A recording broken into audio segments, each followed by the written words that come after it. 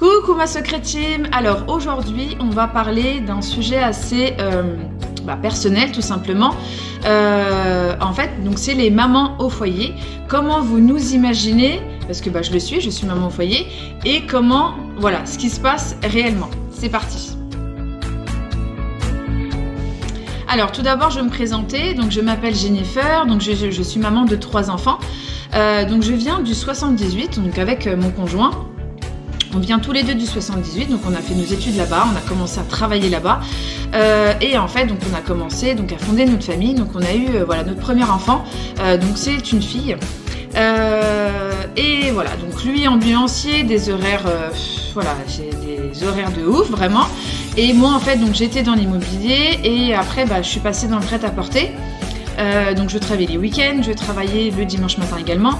Donc on avait cette routine, et en fait on a été fatigués d'être fatigués et on n'avait pas l'impression en fait de profiter de nous, profiter de notre fille, etc. Donc on a décidé en fait de partir du 78 pour aller à la campagne, dans l'Oise, pour avoir une maison, un jardin, la balançoire, la petite cabane en bois, etc. Et en fait, on a décidé d'agrandir notre famille. Donc, on a eu 2 autres enfants, donc 2 garçons. Et en accord avec mon conjoint, en fait, on a décidé que moi, j'allais rester à la maison pour m'occuper des enfants. Et lui, en fait, il avait juste à aller travailler. Alors ça y est, je vous entends, ouais, juste, mais ça se fait pas, toi t'es à la maison, tu t'occupes des enfants, t'as le temps de tout faire, t'es tranquille toute la journée, etc. Faux, c'est faux, faut s'enlever ça de la tête. C'est pas possible de penser ça comme ça. C'est pas parce qu'on est à la maison qu'en fait on a le temps,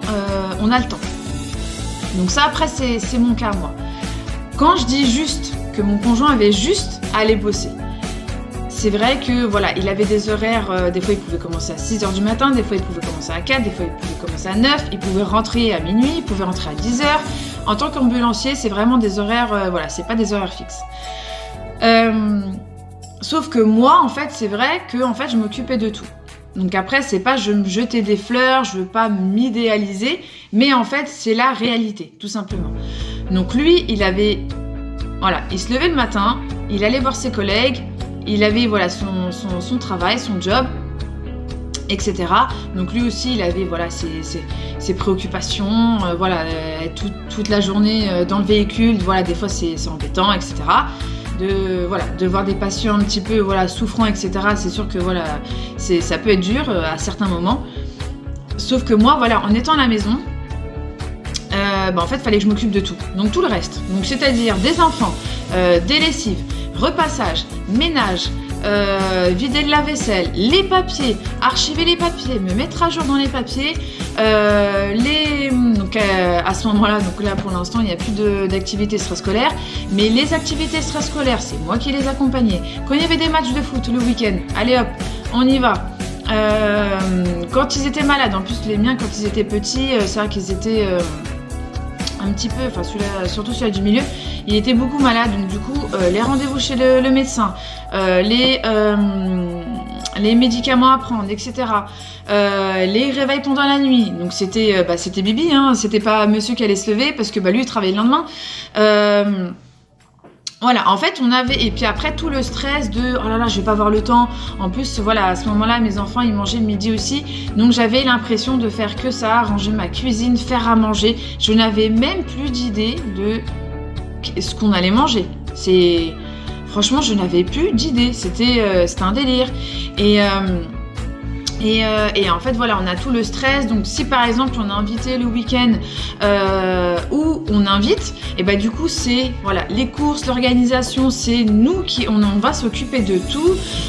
Quand on sort, c'est à nous de s'occuper des cadeaux, du machin, des fleurs, du dessert ou autre.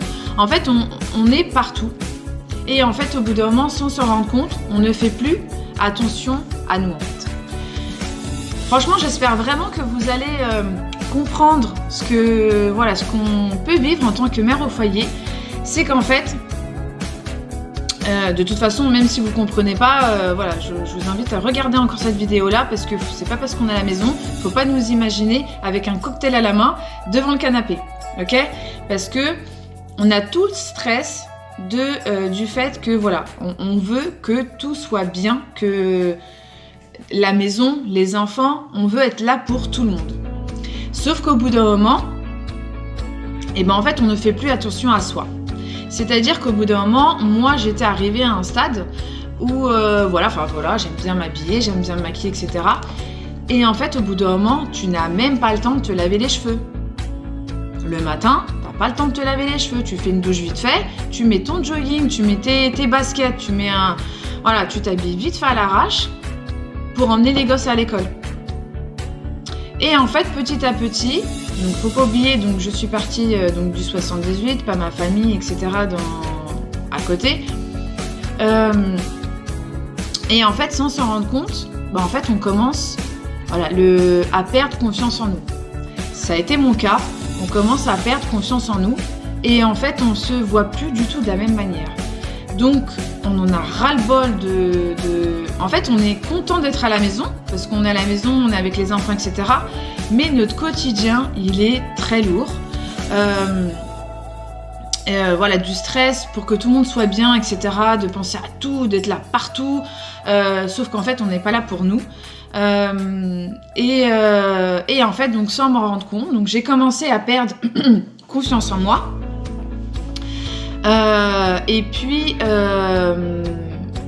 envie de rien faire. Le matin, commencer, voilà, le réveil par des pleurs, à avoir du mal à me contrôler, à me canaliser.